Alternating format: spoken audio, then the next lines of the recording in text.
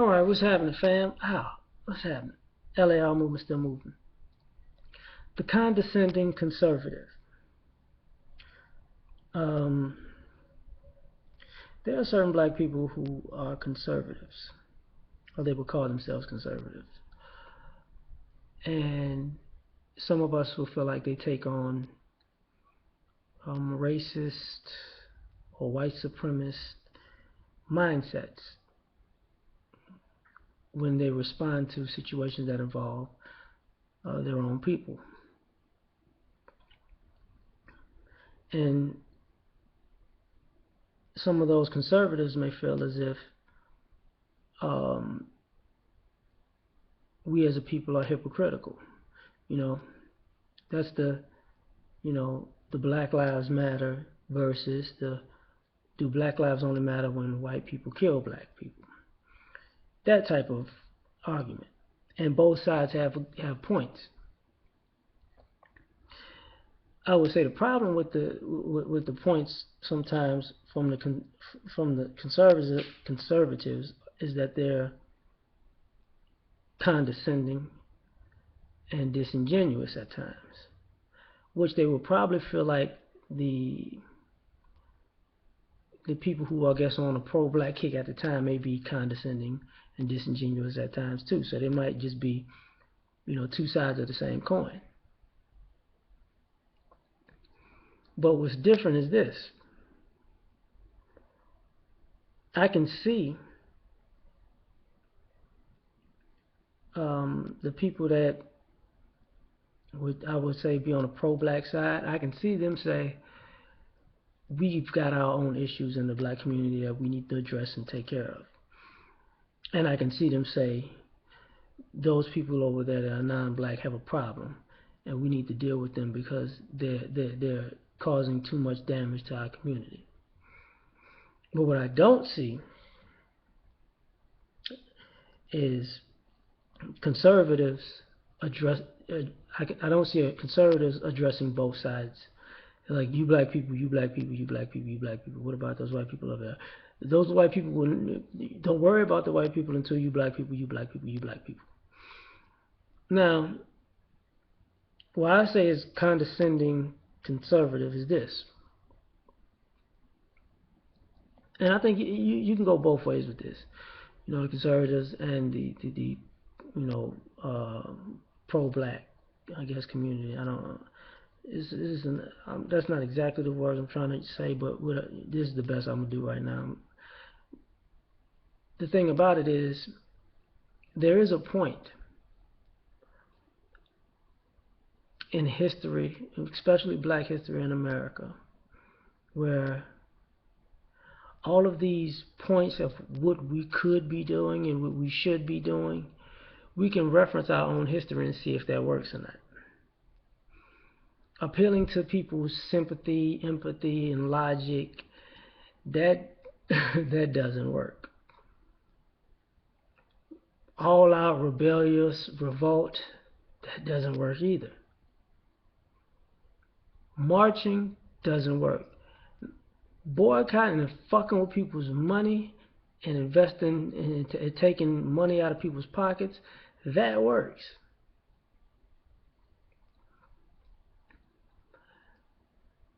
Creating businesses to service your community or structures to service your community, that works also. But you still have to account for the sabotage that will occur from inside and out. You still have to account for the violent response to us building our own economic platform and base, which was not just the Black Wall Street, which was not just Chicago or Winston-Salem or Omaha or Florida or Louisiana. It was not just those places.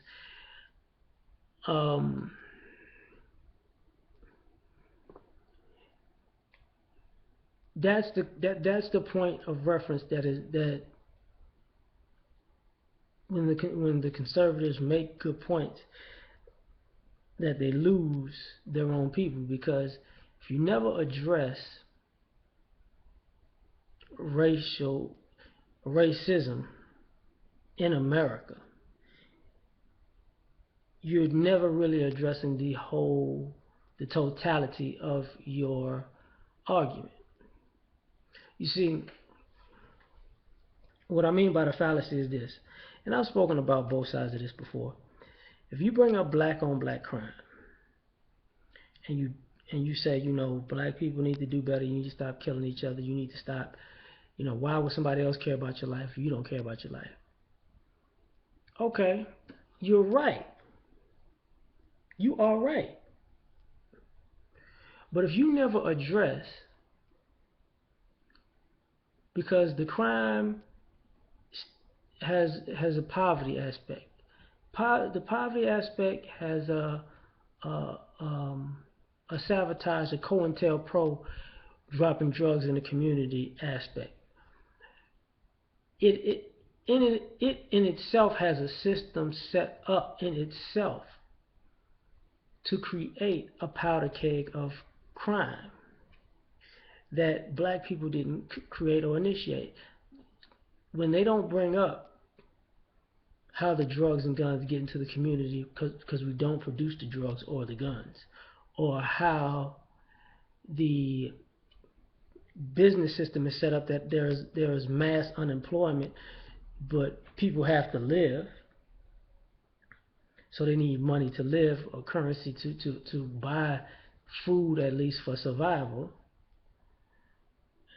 then you leave out a part of your crime argument that is disingenuous. Also, on the part people are right about is you don't have to choose to be a criminal. You might have hard times, I understand that. But that doesn't give you the license to be destructive to your own people. That's where they're absolutely right. So, but you can't go pointing the finger in somebody's face that you're not this, you're not this, people, everybody's not like this, without either explaining if you came from that environment and the challenges. Because see, being upper class, middle class, and lower class and black has different. They all have challenges, specifically dealing with being black in America. But they all have different sets of obstacles that you will face. Because digging yourself out of poverty is different than going from the middle class to the upper class. It's more difficult to go from the lower class to the middle class to the upper class, or skip a class. If you're in the upper class and you go downward, you'll find out how hard it is to get back up.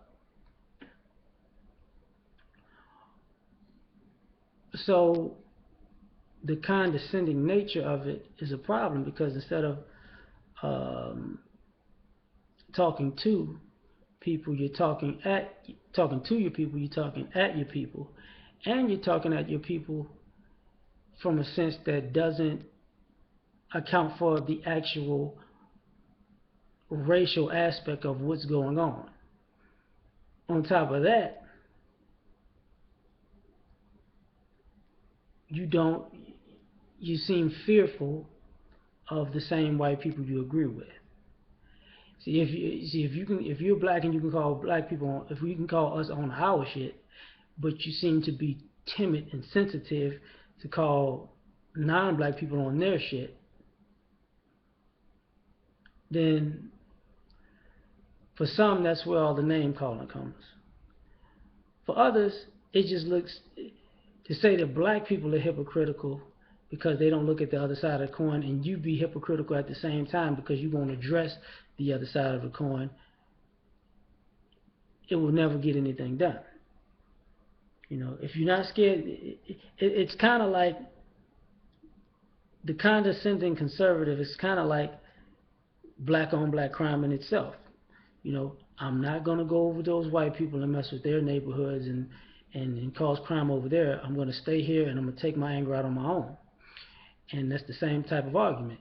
Because you take your anger out on your own, they say, well, what about what's going on over there? I'm not gonna address that because, you know, I guess you respect those people more than you respect yourself. I don't know. Or you're scared that, you know, they might not give you as much love as they would if you were just pointing the finger at your own. You know, it's the same way.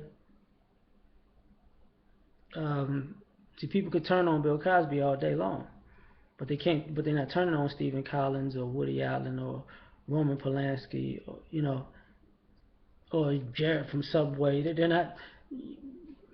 Hush mouth. If you're gonna turn on one, turn on them all. So um, this is why I don't necessarily. I get I get the points that these conservatives make, but the way that some of them do them, you know, and for instance, before I go, like Stephen A. Smith, people don't like him because of that. You know, it's not that he won't address it, because I saw him when he addressed the NASCAR situation with domestic abuse in sports, and I don't think they addressed the UFC's recent study about their domestic abuse culture. But what it was his tone, his passion, his anger, his condescending nature when he was talking. You black people, blah, blah, you don't know what it. How do you? In a sense, is saying, look how you look to these white people. Okay, don't look like that to these white people. But on a sense, if he was going to address white people, he's not going to have that tone. Excuse me, sir. I'm just trying to point out that this is not right. You see, if you're going to be honest, you have to be honest. Wait. Be consistent. If you're going to go hard all the time. Don't go. Don't tuck your nuts when you're looking. When the color of the individual you're talking to changes. You know. So that's just my thoughts on that, man. I'm out of here.